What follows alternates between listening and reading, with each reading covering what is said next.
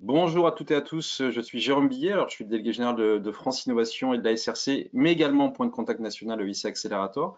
Donc là, vous êtes bien dans l'enceinte de France Innovation, mais vous allez voir, je vais basculer très vite avec ma casquette de point de contact national EIC Accelerator. Je ne suis pas tout seul, puisqu'il y a Carole et Gorka qui m'accompagnent. Je vais laisser Carole et Gorka se présenter. Bonjour, donc Carole Miranda, point de contact national IAIC Accelerator et chef du service Europe Innovation et Compétitivité à l'ANRT. Bonjour, Gorka Gora-Zureta, je m'occupe de la coordination du point de contact national EIC Accélérateur au ministère de l'Enseignement supérieur et de la Recherche. Avant d'entrer dans le vif du sujet, pour rappel, vous êtes là pour le webinaire consacré à l'EIC Accelerator, vous l'aurez compris, qui est un dispositif de soutien dans le cadre d'Horizon Europe, plus particulièrement axé sur les startups et les PME Deep Tech. Euh, un petit rappel avant de rentrer dans le vif du sujet qui est le IC Accelerator. Par défaut, vos webcams et vos micros sont coupés. Ça sera le cas sur l'intégralité de la session puisque vous êtes très nombreux, on en est ravis. Néanmoins, comme d'habitude pour ceux qui sont rodés à l'exercice, vous avez possibilité de poser vos questions à l'écrit et on tâchera en fin d'intervention de prendre l'intégralité des questions. Néanmoins, si on est un peu court dans le temps, vous avez l'adresse générique du PCN qui sera à disposition, donc n'hésitez pas à poser vos questions après le webinaire si jamais on ne traite pas votre question en live. Et de suite, je laisse la parole à Carole qui va nous parler de l'EIC Accelerator et du cadre Horizon Europe. Merci beaucoup Jérôme. Donc slide suivante. Donc pour un petit peu vous resituer là où se situe l'IAIC Accelerator. Vous connaissez l'architecture du programme Horizon Europe, composé donc comme vous le voyez sur cette slide de 3 piliers. Le premier pilier est clairement piloté par la recherche. Il s'agit de financer ce qu'on appelle l'excellence scientifique, qui, comme vous le savez, bien sûr, indispensable à la prospérité économique et au développement de notre pays. Donc là, on est plutôt sur une recherche amont qu'on qualifie de frontières de la connaissance. Le pilier 2, quant à lui, s'intéresse aux problématiques mondiales, comme vous pouvez le voir, aux compétitivités industrielles européennes. Clairement, c'est un pilier qui est piloté par les grands défis politiques, piloté par l'industrie. Et il est clair que les grands défis auxquels nous sommes confrontés ne pourront pas être résolus sans recherche, sans développement et sans innovation. Et donc, cette partie du programme est vraiment réservée à ce qu'on appelle les projets collaboratifs que vous connaissez, les actions RIA et IA.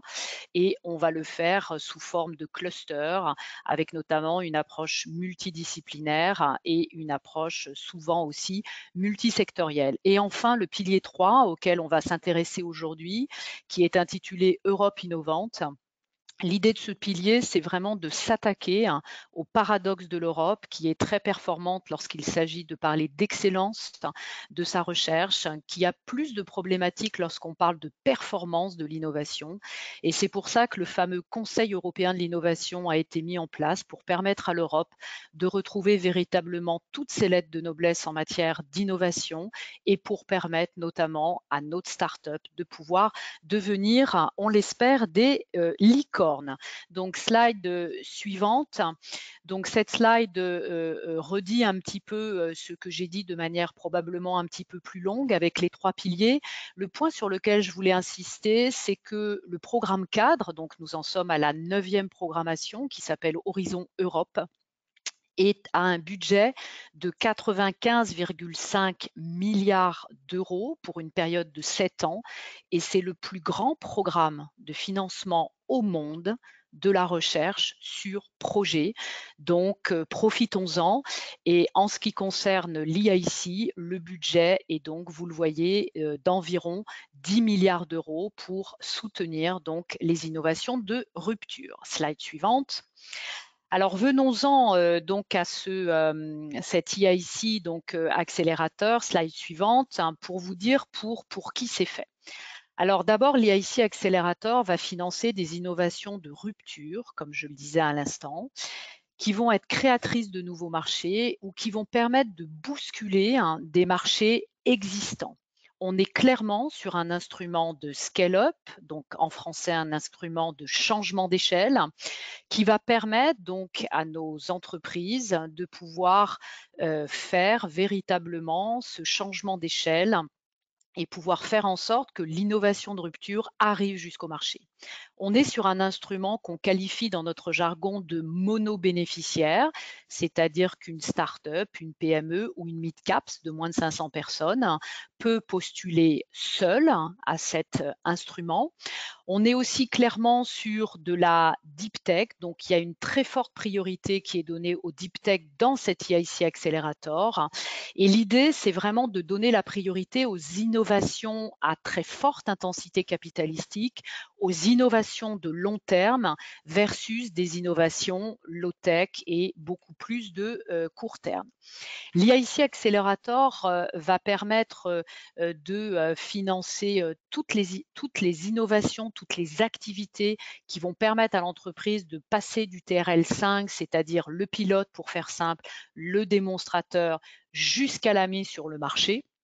C'est évidemment un projet qui est stratégique pour l'entreprise. Et puis, c'est également un projet où l'entreprise va pouvoir financer quelque part des projets risqués, mais je reviendrai sur cette notion qui est probablement l'une des plus difficiles à percevoir dans le cadre de cet EIC Accelerator. Et puis, depuis quelques temps, donc parmi les nouveautés 2024, il y a désormais ce qu'on appelle le critère de sécurité économique qui est important et qui va se dérouler dans 3 grands volets principaux. Tout d'abord, la subvention, où il pourrait y avoir une remise en cause de l'éligibilité si notamment l'entreprise est détenue directement ou indirectement par un pays tiers non associé ou une organisation établie dans un pays tiers. Et là, donc, ça pourrait poser problème, donc on vous le dit. L'investissement, il y aura aussi dans l'investissement que l'Europe pourra faire au sein de votre projet, il y aura aussi des garanties de sécurité économique qui seront regardées.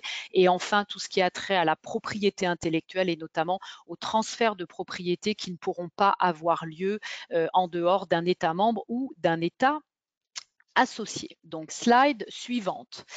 L'EIC Accelerator fonctionne par appel ouvert, c'est-à-dire à l'initiative de l'entrepreneur, toute thématique, appel blanc comme on dit dans le jargon en France, mais également sur des thématiques qui ont trait à des défis, autrement appelés en anglais des challenges. Alors vous le voyez, les challenges sont au nombre de 6 sur cette slide, donc je ne vais pas avoir le temps de toutes les décrire, mais juste au moins les citer. Donc tout d'abord, le premier défi auquel nous devrons faire face, c'est celui de l'intelligence artificielle centrée sur l'humain fabriquée en Europe. Donc, grosso modo, est-ce qu'on veut une intelligence, j'allais dire asiatique ou américaine, ou est-ce qu'on veut qu'il existe une intelligence artificielle qui soit beaucoup plus axée sur le mode de vie à l'européenne? Deuxième défi, donc tout ce qui a trait au monde virtuel et à l'interaction augmentée dans des applications, mais dans des applications qui auront trait à ce qu'on appelle l'industrie 5.0. Troisième défi, c'est tout ce qui a trait aux composants et notamment de la technologie quantique. C'est aussi un fort axe pour l'Europe. Quatrième, défi, c'est tout ce qui a trait à l'alimentation qui va être issue de la fermentation et des algues. Et enfin, tout ce qui a trait aux sources d'énergie renouvelables et notamment à l'ensemble de la chaîne de valeur. Comme vous le savez, on est très dépendant énergétiquement du reste du monde et d'avoir une forme de souveraineté et d'indépendance stratégique pour nos sources d'énergie ne peut nous faire que du bien. Alors, l'EIC, une fois qu'on a décrit grosso modo à pourquoi c'était fait, à qui ça allait et quels étaient les défis, désormais, pourquoi faire? Donc, comme je vous le disais, c'est un véritable instrument de scale-up. C'est un instrument qui va permettre à nos entreprises de pouvoir changer d'échelle et de changer d'échelle dans un contexte international. On est sur le fait de pouvoir vraiment financer toutes les dernières étapes du financement du TRL 5 au TRL 8 et même au-delà. En ce qui concerne le TRL 5 et le TRL 8, vous pourrez obtenir donc de la subvention jusqu'à donc 2,5 millions d'euros sous forme de somme forfaitaire, et les coûts éligibles seront jusqu'à 70% des coûts totaux éligibles donc du projet. Le projet fera entre, on va dire plutôt 24 mois. Il est possible d'avoir des projets supérieurs à 24 mois pour le volet subvention, mais il faut, comme vous le savez, que ce soit dûment justifié. Alors, quand je parlais des dernières étapes de développement, pour vous donner quelques exemples, bien sûr, tout ce qui a trait au Lean Pilot, tout ce qui peut avoir trait aussi aux essais, aux tests, à la valorisation pour faire en sorte que votre innovation arrive finalement dans un contexte proche de la réalité industrielle, et bien sûr pour les sciences du vivant, les essais cliniques. Donc comme vous l'avez compris, l'EIC Accelerator propose ce qu'on appelle un blended finance, un financement mixte, avec notamment le fait de pouvoir aussi financer la mise sur le marché, la pénétration sur le marché par ce fameux scale-up et par ce fameux TRL 9. Le financement peut aller jusqu'à 15 millions d'euros, comme vous le voyez sur cette slide. Et comme je vous le disais tout à l'heure, l'idée, c'est de pouvoir financer des projets qui restent risqués. Simplement, on va se trouver sur une ligne de crête qui n'est pas toujours évidente dans ce qu'on qualifie d'être des projets risqués. Donc clairement, c'est des projets qui n'arrivent pas à recevoir le financement adéquat pour pouvoir aller jusqu'au bout. Mais en tout cas, l'EIC, et notamment l'EIC Fund, qui est le bras armé de l'EIC pour pouvoir opérer cet investissement en equity ou en quasi-equity, n'a pas vocation à investir seul, c'est-à-dire qu'à un moment donné du parcours de sélection ou même après votre sélection, on vous demandera de trouver un co-investisseur et il y aura donc un couplage du financement public et du financement privé.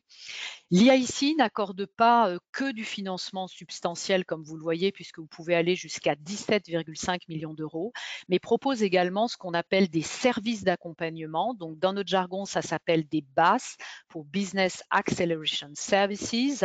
Et donc, dans ces BAS, vous allez trouver un accompagnement par exemple sous forme de EIC Corporate Days pour vous permettre d'accéder aux grands groupes et donc, on le sait, d'accéder plus facilement au marché. Vous allez aussi trouver des activités d'accompagnement de formation. Vous allez trouver des activités pour vous aider à pitcher devant les investisseurs. Vous allez aussi pouvoir trouver un accompagnement pour pouvoir notamment mieux, j'allais dire, régler toutes les histoires de propriété intellectuelle. Bref, tous les services dont vous avez besoin sous forme de contacts, de contrats, pour vous permettre justement de faire en sorte qu'il y ait un impact de ces financements européens pour mettre vos produits sur le marché. Donc, slide suivante. Les étapes. Alors, les étapes de sélection, donc c'est un parcours. Vous le voyez, on démarre par une short proposal. Je ne vais pas aller plus avant puisque mes collègues vont vous les présenter. En tout cas, vous devez passer avec succès cette première étape de sélection pour vous permettre ensuite d'aller vers l'étape 2 de sélection qui est la full proposal. Il reste, comme vous le voyez, une date. 3 octobre 2024. Cette full proposal d'environ 50 pages, c'est un dossier de 50 pages dans lequel vous allez évidemment décrire votre innovation, son marché, sa concurrence, sa propriété intellectuelle, votre équipe, etc. Vous devrez y joindre un certain nombre d'annexes. Donc tout d'abord le pitch deck. Attention, c'est le pitch deck qui vous servira à réaliser votre oral, qui est donc l'étape 3 de l'audition dans ce parcours de sélection de l'EIC Accelerator. Vous devrez aussi détailler votre budget. Vous devrez également faire votre plan de financement.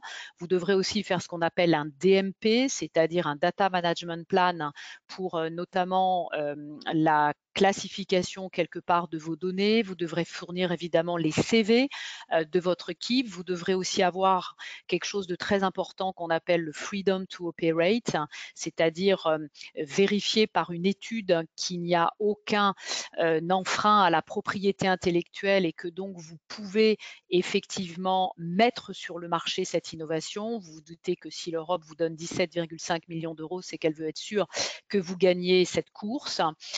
On on est sur plusieurs semaines jusqu'à quelques mois et vous serez évalué par 3 évaluateurs dans cette étape 2 et il faut qu'il y ait au moins 3 go sur 3 pour que vous puissiez passer à l'étape suivante. Et on note souvent que c'est un effet très structurant pour vous aider notamment à avancer dans la construction de votre entreprise.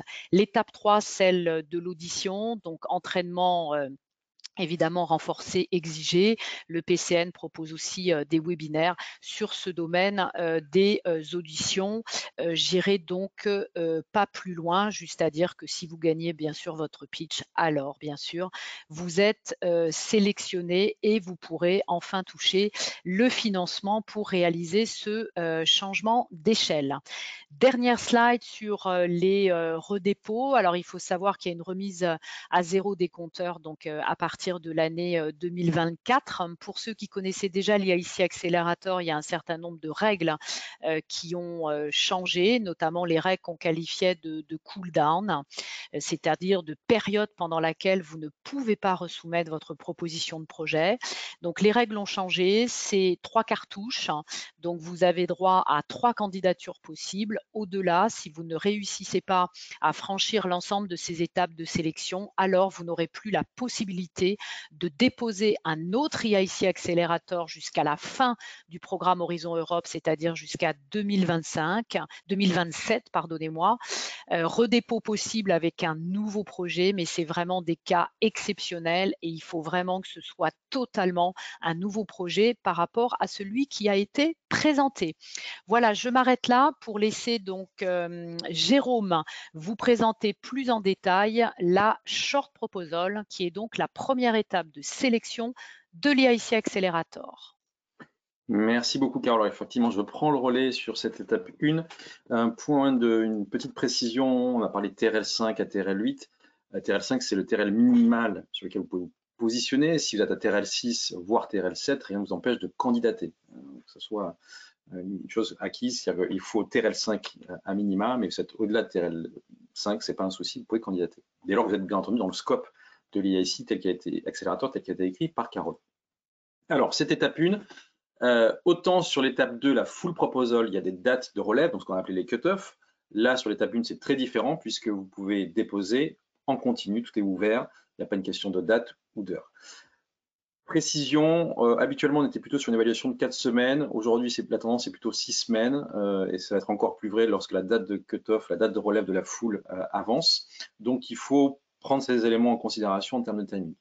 Le dossier de l'état 1, donc cette short application, c'est plusieurs documents. Il y a la partie A, partie A, qui correspond en fait à une description administrative en fait de la candidature. Partie B, c'est clairement le dossier en lui-même. Et puis, vous avez également des annexes, le document de consentement qui permet typiquement de donner accès aux informations de votre candidature aux points de contact nationaux dont nous sommes, le pitch deck et également la vidéo de 3 minutes.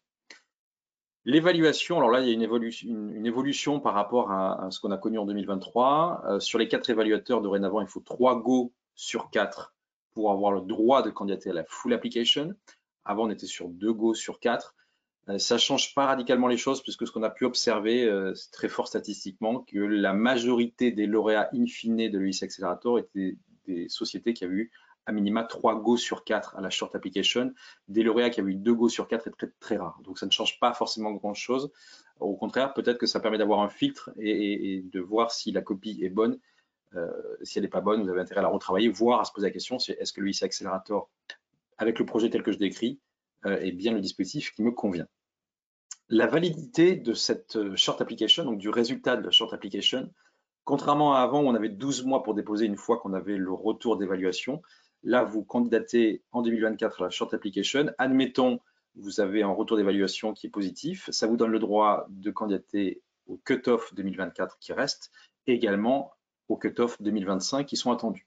D'ailleurs, j'avance là aussi, je lance une question qui peut arriver. Le programme de travail habituellement arrive en fin d'année, donc ça veut dire que les dates de cut-off, donc les dates de relève de la full application en 2025 seront probablement connues sur octobre-novembre 2024, ce qui vous permettra en amont de vous positionner. On ne sait pas si on sera comme en 2024 sur 2 cut-off, voire plus de cut-off. Voilà, en tout cas, 2024, il y avait 2 cut-off. On peut imaginer qu'à minima, il y a la même chose en 2025. Et point qui est indiqué en rouge, une fois que le dépôt est fait, il est impossible de retirer sa candidature. Donc, si c'est nécessaire, il faut candidater le support de l'IIC via la plateforme. Point que je n'ai pas précisé pour ceux qui ont connu le IC Accelerator dans une mouture antérieure, ce n'est plus du tout la même plateforme, ça se passe sur le portail du participant classique qui est utilisé par Horizon Europe. Donc, ce n'est pas le même lien et le même portail. Donc, il y a la vidéo, cette vidéo de 3 minutes sur laquelle on vous invite d'ailleurs à consulter dans la boîte à outils du PCN. On a mis quelques exemples de lauréats qui nous ont donné accès à leur vidéo. Donc, c'est des bonnes sources d'inspiration. Vous le voyez bien, pas obligé de faire appel à des professionnels pour vous accompagner. Il faut faire les choses proprement. Il faut respecter les 3 minutes, le fait d'avoir maximum 3 interlocuteurs qui prennent la parole sur cette vidéo-là. Mais vous pouvez le faire avec les moyens du bord dès lors que c'est propre et avec une dimension un peu professionnelle dans le discours. Donc l'idée de la vidéo, c'est bien entendu d'accrocher l'attention et de rendre concret le projet, puisqu'après on bascule très vite sur du papier. Sur la présentation, mettez en avant les informations clés et la partie B, on va focaliser là-dessus ensuite. C'est les différentes composantes du dossier en lui-même sur les fameuses 12 pages maximum. Bien entendu, il faut une cohérence d'ensemble de l'information entre ce que vous allez dire dans la vidéo, ce que vous allez mettre dans votre pitch deck, ce que vous allez mettre dans la partie B, donc les 12 pages. Là aussi, si vous mettez des chiffres, il faut que ce chiffre-là soit cohérent et qu'on retrouve le même sur l'intégralité des supports, bien entendu. Mais parfois, on peut faire les choses à la hâte et avoir des différentiels et avoir des informations un peu hétérogènes. Dès lors que vous pouvez mettre des métriques, des noms, etc., on vous invite à le faire. Et point essentiel aussi, c'est que on pense raisonnablement que pour faire un bon dépôt d'étape 1, donc un bon dépôt de short application, il faut déjà avoir à l'esprit ce qui est attendu en full application. C'est de démontrer une certaine forme de maturité. Et il n'est pas rare d'ailleurs de voir des éléments qu'on pourrait mettre traditionnellement dans la full se retrouver dans la short application.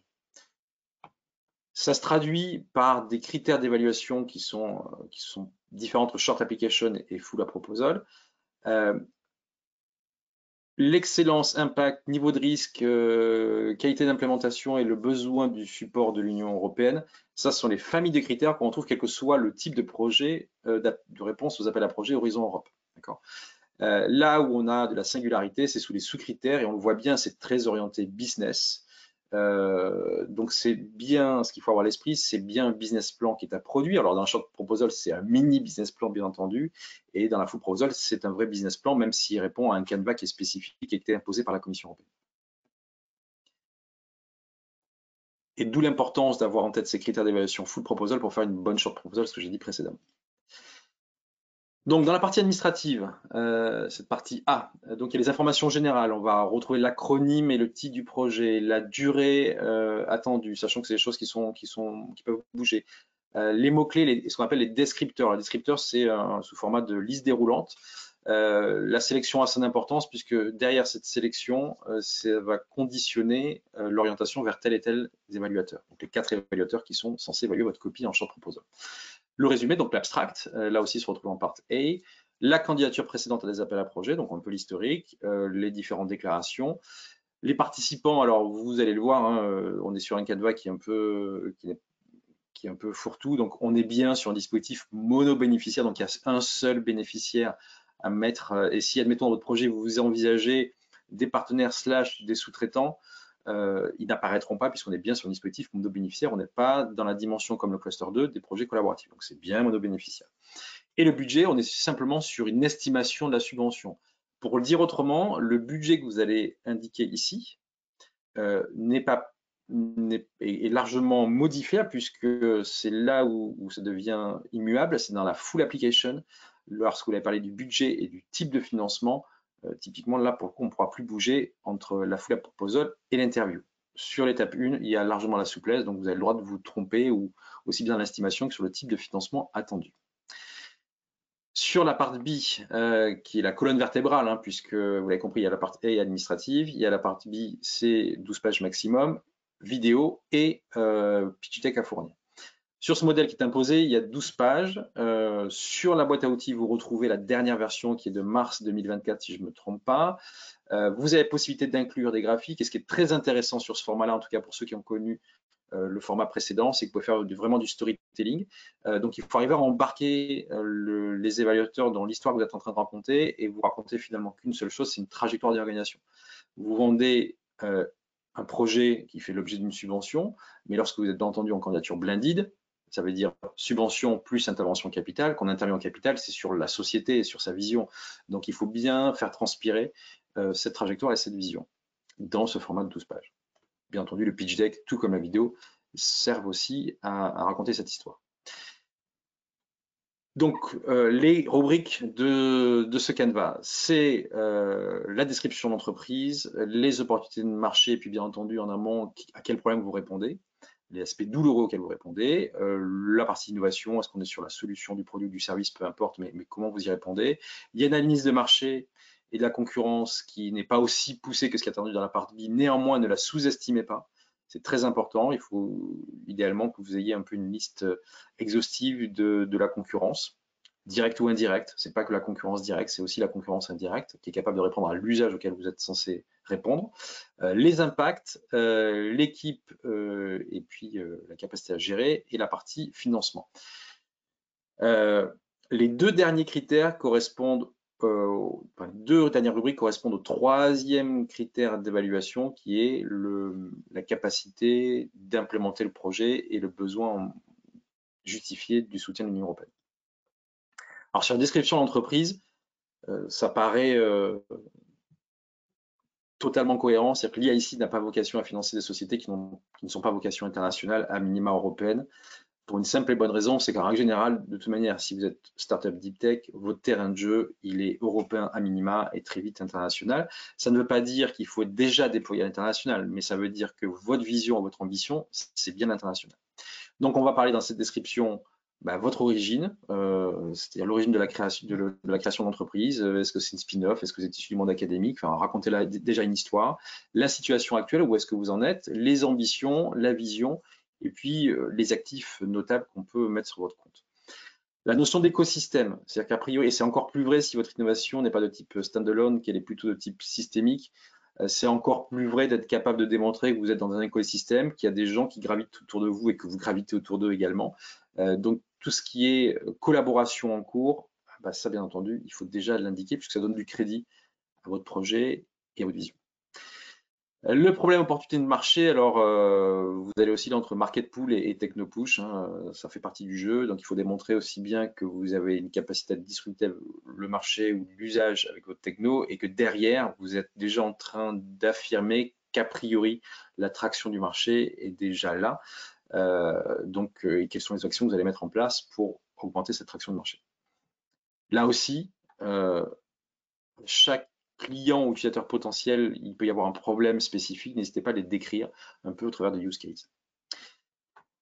On a parlé de disruption, on a parlé de deep tech. Oui, l'IAIC n'a pas vocation à financer l'innovation incrémentale. Par contre, l'IAIC ne prend pas le risque de déterminer ce qu'est l'innovation incrémentale versus radicale. Néanmoins, si vous avez déjà développé, c'est des choses où on s'interroge souvent sur des produits V2 ou des services V2, c'est-à-dire que vous avez déjà peut-être fait de l'innovation un peu de rupture dans un premier temps, et puis vous êtes cherché à financer le développement suivant. Là, il faut être capable de justifier qu'il y a encore du verrou technologique, qu'à la limite, on est en train de créer un nouveau paradigme par rapport à votre V1. Il y a une notion de timing, c'est le lien entre le problème et l'opportunité de marché. L'innovation, en quoi réellement vous êtes capable de répondre au problème. Si vous êtes capable de répondre à un problème qui est clairement identifié, ça veut dire qu'a priori, l'opportunité de marché est plutôt présente. Le stade de développement, alors ce qu'on a évoqué précédemment, c'est-à-dire que c'est à minima TRL 5, on voit beaucoup de candidatures à TRL 6, on peut avoir des candidatures à TRL 7.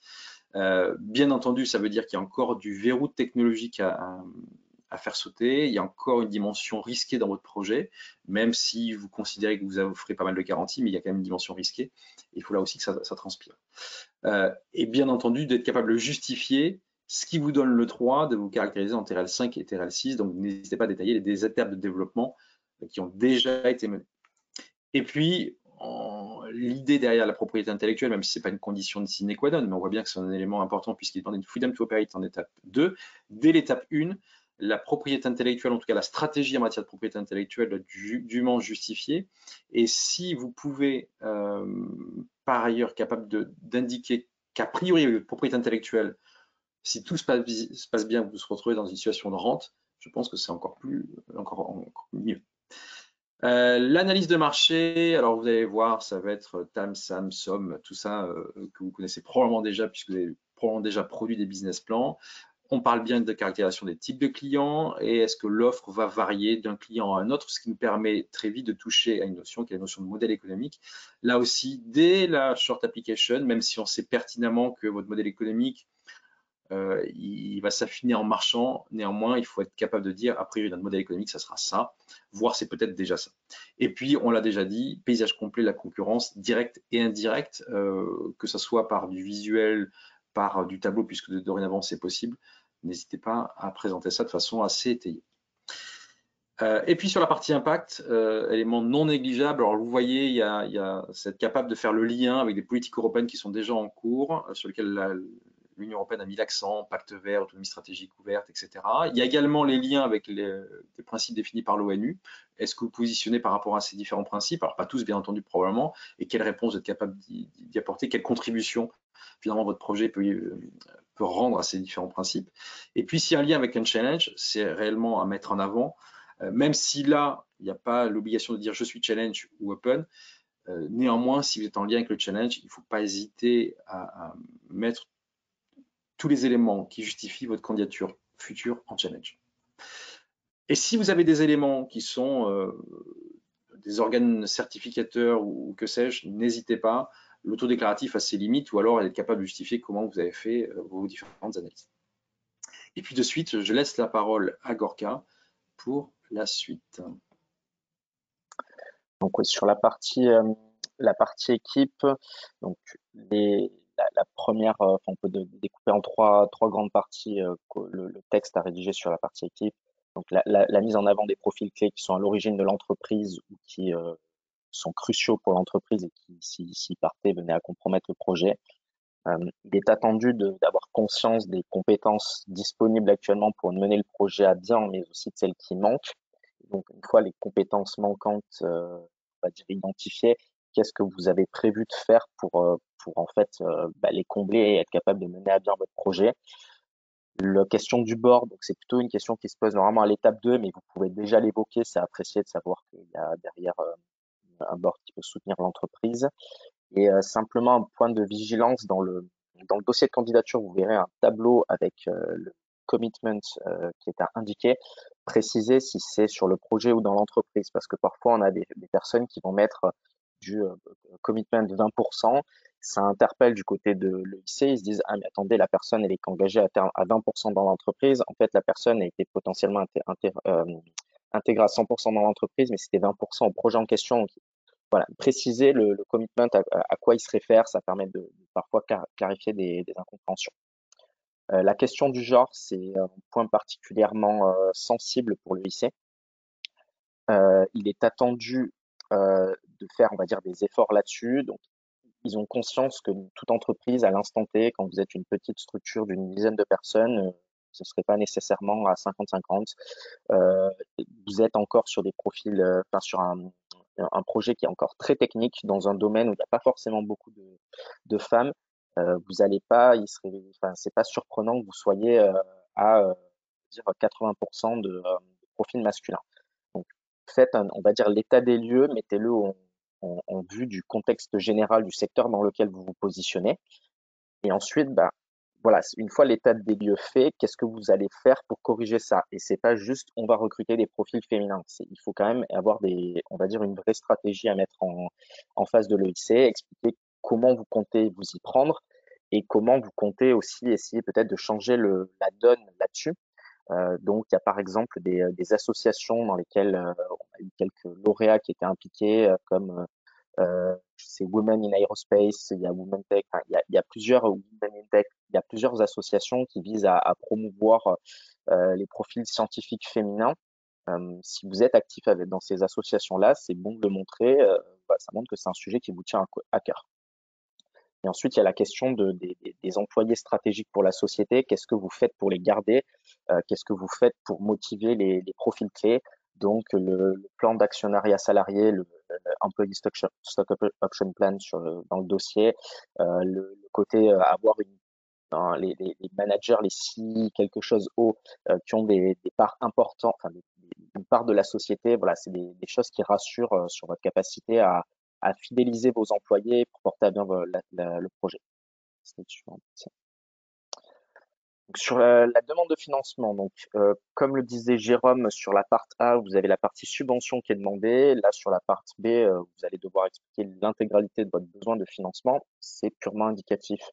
Vous pouvez tout changer à l'étape suivante. Vous pouvez décider de passer du blended à du grant only. Vous pouvez changer du tout au tout votre demande en termes de montant. Il n'y a pas besoin de repartir en étape 1. Voilà, c'est je pense à des fins statistiques pour le IC qui se disent, OK, a priori, on a des candidats qui vont demander tant d'argent s'ils sont lauréats. Donc voilà, ça avance. Si vous regardez le dossier, la grille d'évaluation que Jérôme vous avait présenté, en fait, la question de la demande de financement, elle n'est pas couverte dans la grille d'évaluation. Donc, ça montre encore plus que c'est un peu euh, indicatif. Après, si vous demandez, enfin, je l'ai vu dans un dossier, une entreprise qui disait, on cherche l'aide de l'EIC, mais était incapable de dire le montant qu'il pouvait demander, le type de financement, etc. Ça fait vraiment bon. Au petit bonheur la chance, je suis venu toquer sur cette porte-là. L'EIC, ça a quand même un guichet qu'on va voir en dernière instance, mais vous avez tenté de lever des fonds auprès de VC, vous n'avez pas réussi, au niveau des pays, il n'y a plus d'aide ou quoi, c'est que vous avez budgété votre projet, vous savez de combien vous avez besoin et vous essayez de trouver quelque chose. Bon, vous vous tournez vers l'EIC, là vous expliquez. Donc voilà, vos besoins financiers, vous indiquez, il y a donc désormais du Grant Only, Blended ou Equity Only. Vous mettez le type de besoin que vous avez, vous montrez on va dire en expliquant un petit peu les lots de travaux, l'utilisation ce qui serait fait du financement. Ça permet en fait pour les évaluateurs de se projeter, même si ce sera des choses que vous allez vraiment détailler dans l'étape 2. Et voilà, comme je disais, dire on a tenté de lever des fonds par nous-mêmes, on a tenté de se financer par d'autres moyens, et maintenant on se tourne vers l'EIC, donc justifier l'aide de l'EIC puisque ce n'est pas le premier guichet à aller voir. Slide suivante. Ensuite, au niveau des annexes, donc il y a trois annexes principales. Le consent, le consentement, en fait, c'est un document qui est pour vous anodin en quelque sorte. Vous allez dire si vous acceptez ou non la transmission des informations au PCN. Si vous ne l'acceptez pas, nous, quand on reçoit le fichier des dépôts qui ont eu lieu, en fait, on a juste marqué un nom de projet et je crois qu'il y a le go, no go s'il a passé la première étape. Et on voit accord de transmission des informations au PCN, non. Et en fait, après, derrière, on peut pas suivre ce cas-là. Donc, voilà, c'est juste ça que ça va faire si vous cochez la case, enfin, vous ne cochez pas la case. Si vous cochez la case et vous dites oui, nous, on verra le nom de l'entreprise qui a déposé, on verra le contact de l'entreprise, son adresse mail et la ville dans laquelle est basée l'entreprise. C'est toute l'information auquel on a accès. On n'a pas du tout accès à votre dossier. On n'a pas accès à votre ESR. Donc voilà, ça peut vous rassurer en termes de confidentialité. Et dans tous les cas, quelles que soient vos étapes de candidature, on n'a pas accès via l'EIC au dossier de candidature. On peut vous les demander pour les ateliers de relecture ou les oraux blancs qu'on peut faire. C'est vraiment pas, enfin, c'est des informations totalement confidentielles. Et après, les ESR, donc l'EIC ne les transmet pas pour l'étape 1. Après que vous cochiez ou pas la case, enfin non, si vous cochez pas la case, on ne les aura pas, mais euh, si vous avez dit OK pour la transmission au PCN, in fine, on aura celle de l'étape 2 et des oraux pour ceux qui atteignent les oraux qui nous seront transmis.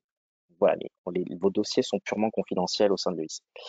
Concernant la vidéo, donc on en parlait, c'est une vidéo qui doit faire moins de 3 minutes. C'est un petit peu le cahier des charges, moins de 3 minutes. 3 employés clés maximum qu'on présente. Bon, format 1 gigaoctet à mettre sur la plateforme. On vous invite à privilégier l'anglais, même sur les documents disent qu'il est possible de parler dans sa langue maternelle. Vous adressez c'est un concours international avec des entreprises qui vont se présenter en anglais. Il vaut mieux privilégier l'anglais et potentiellement rajouter des sous-titres.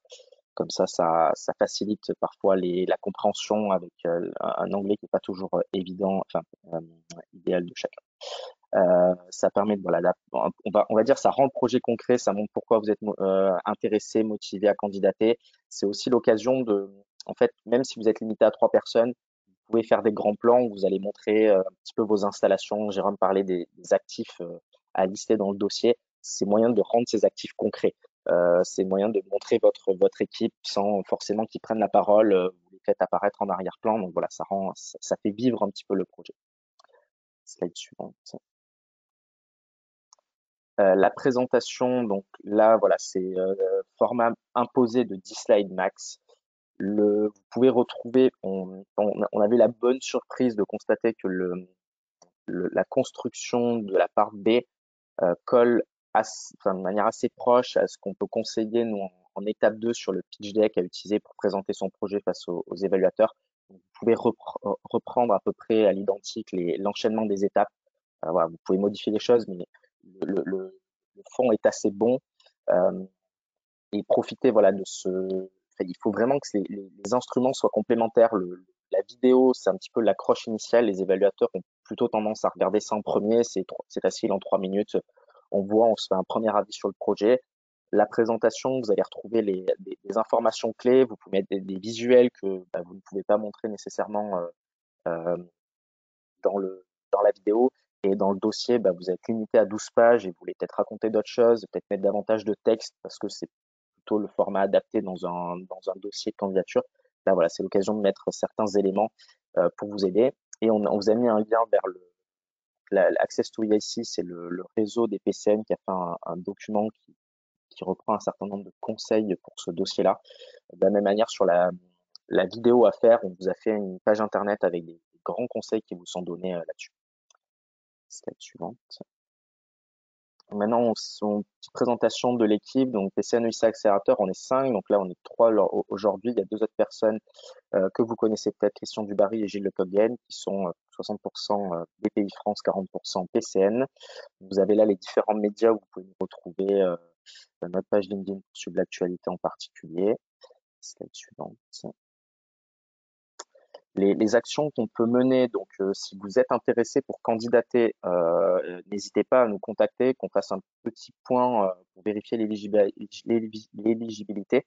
On a également fait une page internet qui vous est transmise dans une slide plus tard pour faire une auto-évaluation avant de nous contacter. Et si après cette auto-évaluation, vous dites je pense être pertinent, mais j'ai quand même des doutes et j'aimerais pas perdre mon temps sur ce guichet, vous pouvez nous solliciter, qu'on puisse discuter avec vous on va dire, des signaux favorables ou non pour envisager une candidature. En termes d'accompagnement, donc, comme vous l'avez vu, on est 2,6 équivalents temps plein pour accompagner l'ensemble des candidats français, donc on ne peut pas rentrer dans un niveau de détail extrêmement poussé sur vos dossiers. Néanmoins, si vous avez des questions ou des problématiques qui se posent dans votre candidature, on est là pour y répondre. Sur la préparation, donc, on essaie de mettre en place des ateliers de relecture avec les régions. Donc là, ça tourne bien en Auvergne-Rhône-Alpes avec Auvergne-Rhône-Alpes Entreprises. Il y a des actions pilotes en Occitanie et là, on est en train de discuter pour mettre ça en place en Grand Est, en Bretagne, et potentiellement au Pays de la Loire. Mais voilà, ça reste encore à structurer, mais on essaie de monter tout ça. Ce ne sera pas nous à l'organisation, ce seront les EEN, donc Enterprise Europe Network locaux, qui mettront ça en place. Donc, ça s'appuie sur les CCI, les agences régionales d'innovation. Ce sera un co-travail avec nous. Et par contre, pour toutes les sociétés qui arrivent aux euros, on organise des euros blancs pour vous préparer au mieux. On a fait quelques métriques dernièrement. On a accompagné quasiment 90 sociétés sur les euros blancs. Donc voilà, on commence à avoir pas mal de recul là-dessus. Et une fois que vous êtes lauréat, on essaye de suivre un peu votre situation. Donc on a mis en place un groupe LinkedIn pour transmettre un certain nombre d'informations, répondre aux questions qui pourraient se poser, etc. pour les candidats. En termes d'outils, donc on vous en parlait, en fait, regardez l'éligibilité, on a fait un article, les lauréats, pour que vous puissiez voir en fait qu'est-ce qui est financé par l'EIC, une page de conseils sur la vidéo, une page de conseils sur l'interview, la boîte à outils avec toutes les ressources clés, parce que l'EIC a tendance à disperser un petit peu ses ressources sur plein de plateformes différentes. Nous, on vous a tout rassemblé sur un élément, même des informations qui sont pas accessibles normalement comme le template de l'étape 2. Vous pouvez tout retrouver, et ensuite les témoignages de lauréats pour voir qu'est-ce que ça a pu leur apporter de candidater. Des aides financières au montage, donc vous pouvez retrouver au niveau national l'aide de BPI France qui s'appelle le Diagroup, avec une liste de consultants référencés et qui ont pu prouver un track record dessus. Il y a 3 autres régions à notre connaissance qui ont des dispositifs, on va dire, comparables. Donc, il y en a 2, il y a les liens, l'AFE PME de Provence-Alpes-Côte d'Azur va être lancé officiellement en juin. Mais si jamais vous êtes intéressé, n'hésitez pas à prendre contact avec nous. On vous mettra en contact avec les personnes au niveau de la région qui pourraient vous aiguiller sur le dispositif. Action BPI France, donc en plus du Diag Europe, il y a une communauté qui a été créée sur Eurocoutil, la plateforme de mise en relation investisseurs-entreprises de BPI France. Donc on communique là aussi des informations un peu à comme on fait sur la page LinkedIn. Donc c'est un outil complémentaire pour les gens qui sont déjà actifs ou qui sont en levée de fonds. Ça peut être intéressant de rejoindre la communauté. Et voilà, quelques slides, je ne vais pas les rentrer dans le détail, mais voilà, vous verrez des logos d'entreprises lauréates. On en a beaucoup en pharma, biotech, santé. Slide suivante, medtech, slide suivante, des logiciels médicaux. On en a quelques-uns également. De la green tech et de l'industrie avec de la production d'énergie aussi. Slide suivante, slide suivante. Du spatial, on a pas mal de sociétés dans le spatial côté français qui sont lauréates. Donc, si vous êtes intéressé, vous les connaissez certainement, donc n'hésitez pas à en discuter avec eux autour de l'informatique. Enfin, l'informatique, il y a du microprocesseur, des puces, du quantique. Voilà, on a pas mal de lauréats là-dessus. Et le digital, c'est un peu pas le parent pauvre. Le digital a du mal auprès de l'EIC. Il faut convaincre sur le niveau de risque, etc. C'est un petit peu plus difficile, mais on a tout de même quelques lauréats notables. Voilà. Donc on arrive à la fin de la présentation. Vous avez peut-être déjà posé des questions sur le chat. Je laisse mes collègues nous rejoindre et puis on va pouvoir prendre. Merci beaucoup, Gorka. Alors oui, effectivement, il y a des premières questions. Alors, soyez pas étonnés, je vais être amené à fusionner les questions, un peu de travail de modération. Alors oui, la première question qui est revenue souvent. Le support de présentation sera accessible, le lien vous sera envoyé dans la journée, ainsi que le lien vers le replay. Donc, si tout n'est pas forcément clair ou qu'on n'est pas si très vite ou vous n'avez pas bien entendu, il y aura le replay et le support à disposition. Donc, soyez pas inquiets, vous allez recevoir par mail dans la journée. Pensez à vérifier vos spams parce que des fois, ça peut passer dans les courriers indésirables.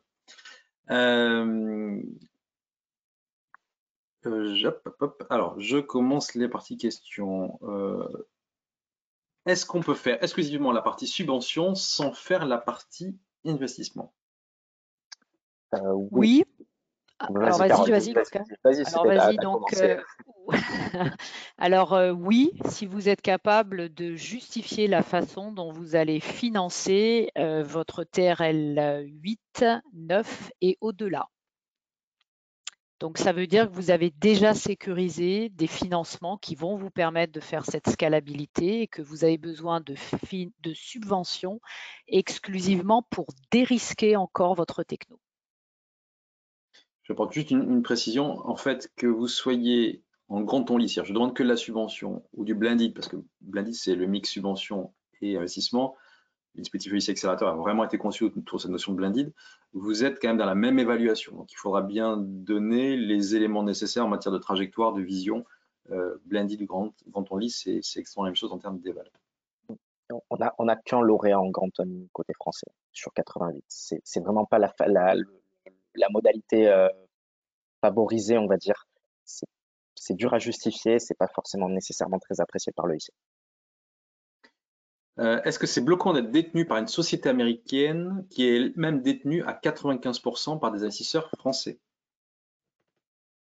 Oula, cas particulier. Enfin, ça, c'est une question ultra spécifique. Je pense qu'il faudrait qu'on creuse parce que ça, sur l'histoire de l'API, où ça se trouve, des choses comme ça, c'est pas une question facile. Il faut regarder si c'est une holding. Enfin, il y a pas mal de choses à regarder, hein. Donc, on peut regarder le cas, mais comme Gorka l'a dit en particulier. Merci. Est-ce que ce dispositif s'applique aussi bien de l'innovation produit comme de l'innovation service? En théorie, l'innovation de service peut être financée. Dans les faits, on n'en voit pas forcément beaucoup parce que pour justifier de l'aspect deep tech, prise de risque conséquent, etc., besoin financier important, c'est peut-être plus difficile quand on est sur de l'innovation de service. Après, tout dépend de ce qu'on met dans du service. Des fois, il y a des packages produits-services où, bon, donc il faut regarder au cas par cas là aussi. Un an est une éternité pour une startup comme la nôtre. Il y aura lieu de trouver une banque qui nous accompagne avec une ligne de crédit. Eh bien, écoutez, si vous êtes des banques qui vous suivent sur une partie risquée comme ça, n'hésitez pas à faire appel à elles. Ça, c'est un point important. Si c'est vraiment de la deep tech et du scale-up, la banque qui suit, ça court pas forcément les rues quand même. Donc là, voilà, c'était plus a priori un commentaire qu'une question. Mais s'il y a des questions, n'hésitez pas à leur poser. Est-ce qu'on peut avoir un focus de développement commercial aux USA en ayant nos équipes de R&D en France? Ou faut-il à minima parler d'un développement en Europe? Avec Carole, on se regarde parce qu'on connaît un cas en particulier où l'équipe R&D est basée en Europe et leur produit est, alors, en tout cas, leur produit le plus ambitieux est dédié au marché américain et le lycée a dit, bon, en fait, l'impact pour les Européens est assez faible. Et en fait, si on se repart sur les textes qui ont présidé à la création de l'EIC, enfin de l'EIC au sens large, et mentionné que ça doit bénéficier au marché européen. Donc, à moins de dire que, en gros, ça va pas être juste la R&D, c'est parce qu'on fait toute la production en Europe, etc. Et puis on envoie aux États-Unis un produit fini et on empoche l'argent. S'il y a juste la R&D en Europe, difficile à défendre. Ouais, je rajouterais, je suis d'accord évidemment avec Gorka parce qu'on se regarde effectivement parce qu'on pense au même cas. Je replacerai la question dans un contexte plus global, hein. On parle de souveraineté, hein.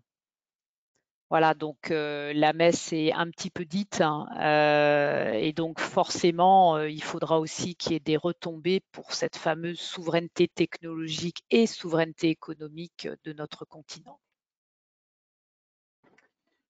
Merci. Oui, alors il y a une question qui revient souvent. Oui, les documents, différents documents, pardon, sont à compléter en anglais, que ce soit votre pitch deck, votre part B, première partie également.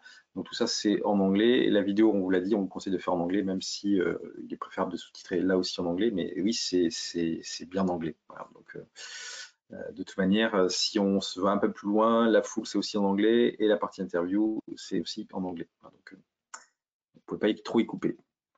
Est-ce qu'une PME qui participe actuellement à un projet EIT de type go-to-market sera-t-elle éligible au financement EIC Accelerator, notamment financement de renforcement de l'équipe dev de la startup?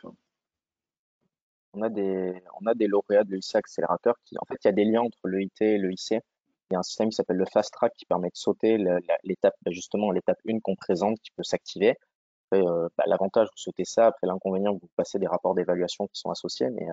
Et on a plusieurs candidats qui sont issus des EIT. Je pense à Orix en particulier, qui a d'ailleurs annoncé une levée de fonds hier avec le lycée. Mais il y en a plein d'autres. Et donc, oui, après, il faudra faire juste attention sur les dépenses, les dépenses éligibles, etc. Enfin, s'il y avait un recouvrement des deux financements. Mais sinon, au contraire, avoir été aidé par un EIT et partir à l'US Accélérateur, c'est une poursuite logique.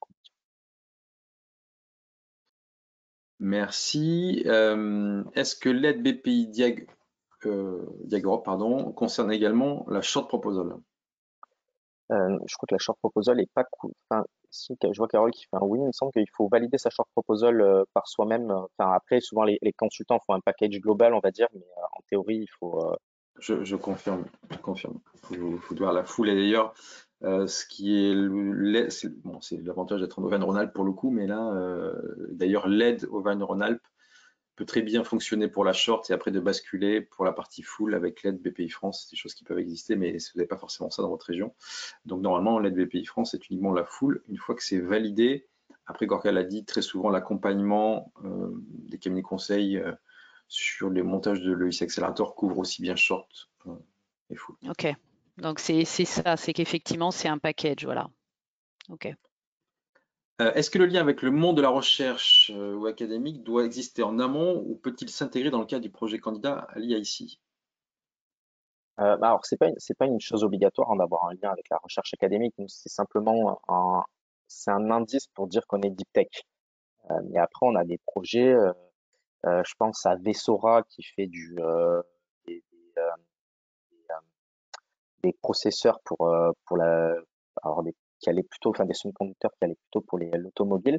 Ils ont aucun lien avec la recherche académique. C'est juste des experts du secteur qui ont pris conscience de certains défauts des modèles actuels, etc., et qui ont décidé de monter une startup pour porter un projet qui, pour eux, disrupter le marché. à ma connaissance, ils n'ont pas du tout de lien avec le marché, donc avec pas avec le marché, mais avec la recherche académique. Donc, voilà, c'est pas un prérequis et ça peut être des choses qui naissent durant le projet.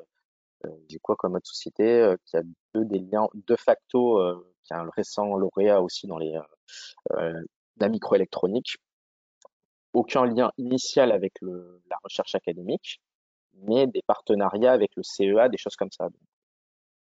Oui, je compléterai la réponse, sachant qu'effectivement, la majorité des candidats, en tout cas, ont eu à un moment donné dans le parcours des liens quand même avec la recherche, mais effectivement, il y a des cas où ça n'est pas cela.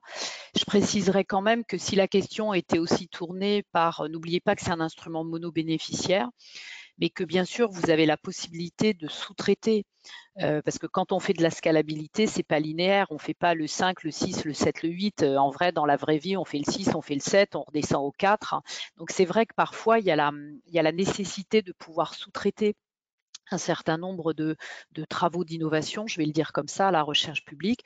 Donc ça, évidemment, c'est tout à fait possible dans le cadre de l'IIC Accelerator. Et d'ailleurs, aussi dans les critères de sélection, notamment, il y a aussi cette capacité que vous allez avoir de mobiliser l'écosystème, comme le rappelait, je ne sais plus, Jérôme ou Gorka. Et la recherche publique fait aussi partie de l'écosystème avec tout le reste. Donc, oui, voilà. Merci. Alors, il y a une question sur voir le format typique recommandé par le business plan demandé par l'IIC. Alors, c'est dans la page, la slide boîte à outils PCN qu'on retrouve sur le site horizoneurope.gouv.fr. Vous avez les liens vers les différents formats, aussi bien format de la short proposal comme de la full proposal. Donc, on ne va pas forcément les montrer à l'écran là aujourd'hui. Néanmoins, elles sont libres d'accès via cette boîte à outils et vous recevrez le lien dans la journée. Est-ce que vous avez des informations sur le plugin Innov de BPI France pour passer la short proposal?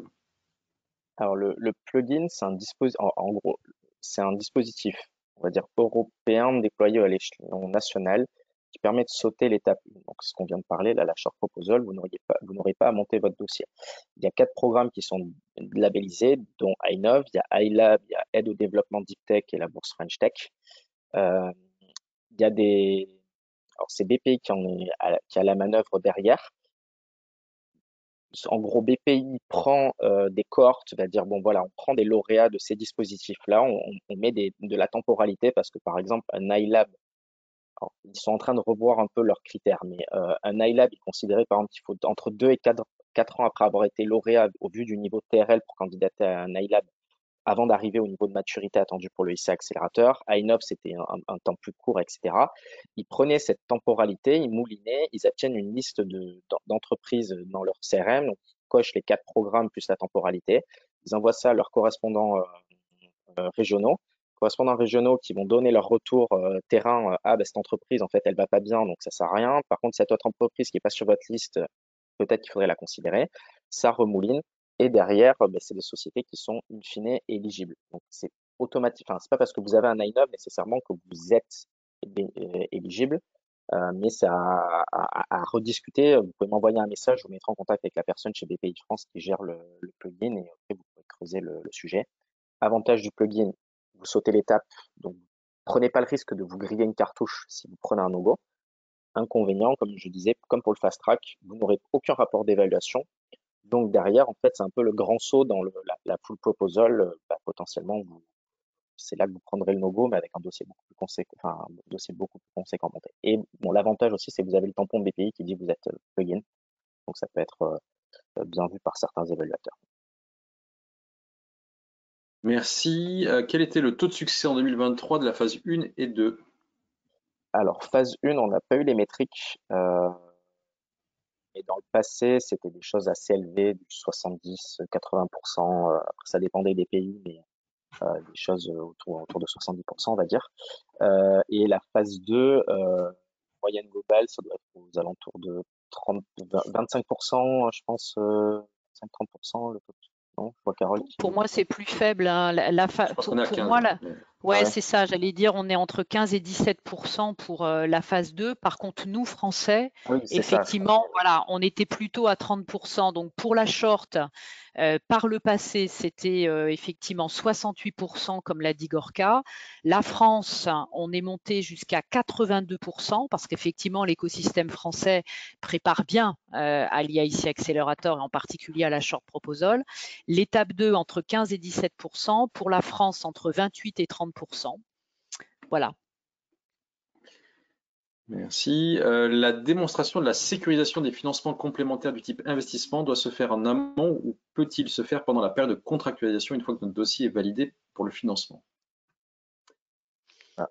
Au moment où vous candidatez, il faut montrer que vous avez eu des contacts, mais ça ne veut pas dire que vous avez la certitude d'obtenir les fonds. Mais vous devez montrer que il y a des LOI, vous avez discuté avec tel investisseur qui vous dit moi, sous réserve que vous atteigniez tel jalon et tout, mais voilà, c'est pas à l'instant T tout qui est signé et l'EIC vient injecter, ça vient compléter le tout. C'est l'EIC vient en fait, c'est eux qui viendront avec leur argent le débloquer, mais il faut montrer d'abord que vous avez cherché à avoir tous les blocs qui s'agencent bien, même si à l'instant T ils sont pas tous agencés de la manière de vous permettre de tout financer.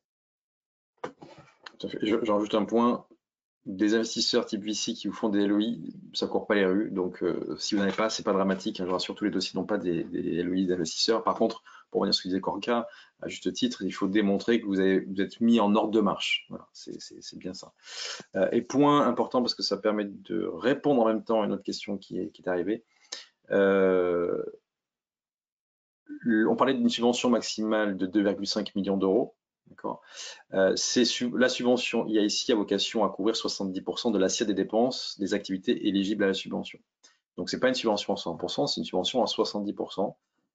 Et l'argent, si jamais vous êtes en blended, l'argent equity, donc côté intervention capital, peut très bien servir à venir cofinancer les 30% qui ne sont pas couverts par la subvention.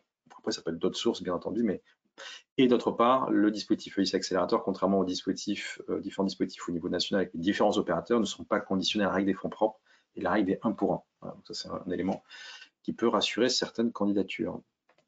Autre question. Quand au plus tard déposer la short proposal pour avoir le temps de préparer la full si projet retenu? Mi-août. Mi-août, c'est le dernier délai pour être pour espérer déposer en octobre. Enfin, c'est 3 octobre, donc la prochaine relève. Si vous déposez mi-août, par contre, il faudra considérer que vous allez monter votre dossier de l'étape 2 sans avoir le résultat de l'étape 1. Voilà, vous prenez le risque de vous faire retoquer à l'étape 1 et d'avoir monté un dossier d'étape 2 pour rien, ou en tout cas, vous ne pouvez pas déposer dans l'immédiat. Mais en termes de délai, pour le retour d'évaluation sur la short, c'est au plus tard tablé sur mi-août. Y a-t-il une relation entre le TRL et les phases précliniques et cliniques pour un médicament? Oui, après, Oui, absolument. On a la conversion, on a évidemment l'échelle de conversion qui avait d'ailleurs été faite par l'Alliance Aviesan. Donc, pour entrer dans l'IIC Accelerator, il faut avoir terminé votre préclinique et donc vous pouvez vous faire financer les essais cliniques. Pour le dire différemment, grosso modo, TRL6 égale phase 1 des essais cliniques.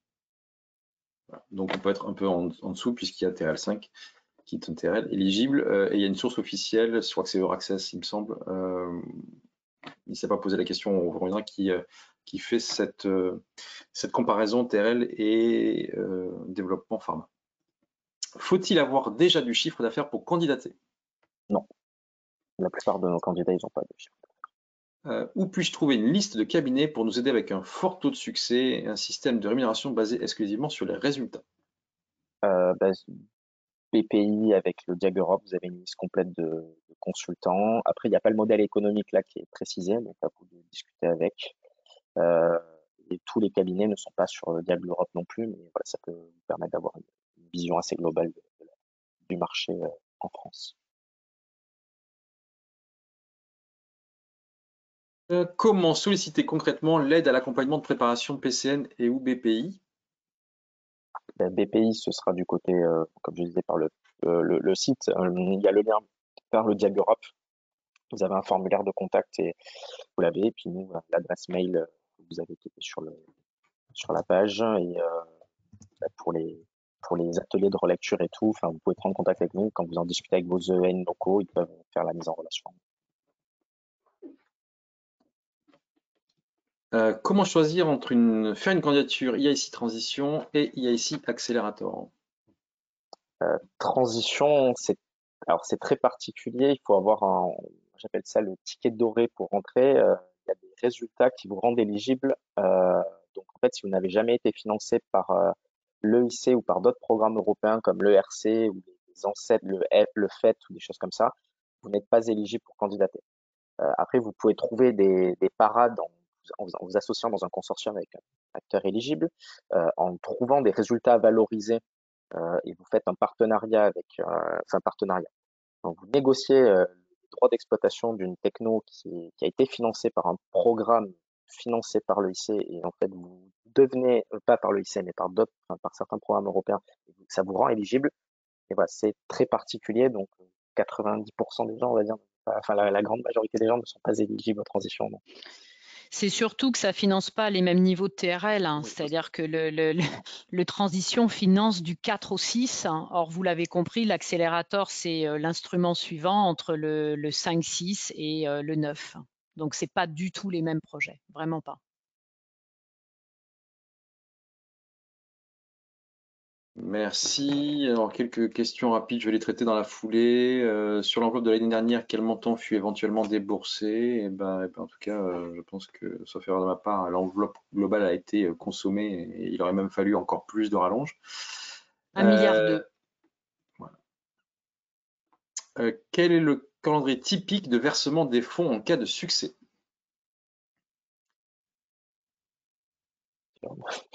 Je peux répondre. Alors, on va voir comment concrètement ça se passait, puisqu'il y a un changement sur les modalités de remboursement, puisque maintenant on est passé sur les modalités type lump sum, qui sont des éléments forfaitaires. Néanmoins, a priori, il ne devrait pas y avoir de gros changements, c'est-à-dire grosso modo 50% de la signature moins quelques points liés à une notion de garantie. Ensuite, après, vous avez un solde intermédiaire, mais qui est intimement lié sur le nombre de work packages que vous aurez terminé, et un solde de tout compte. Et en règle générale, le solde de tout compte, de notre tour, ça représente à peu près 10 à 15%. Voilà, donc 50% au début, 10 à 15% à la fin, qui est une variable d'ajustement, hein, le solde de tout compte. Et puis votre versement intermédiaire qui correspond à la mi-année, enfin à la moitié du projet. Alors oui, et pour répondre sur l'accompagnement BPI, ça a été évoqué. Sur l'accompagnement PCN, vous l'avez vu, hein, il y a une adresse générique, donc n'hésitez pas à nous interroger sur si vous avez des questions. Il y a des cas un peu spécifiques qu'on ne va pas forcément traiter en séance parce que ça peut être un peu complémentaire, donc n'hésitez pas à prendre contact avec nous si besoin. Et on va peut-être prendre une dernière question.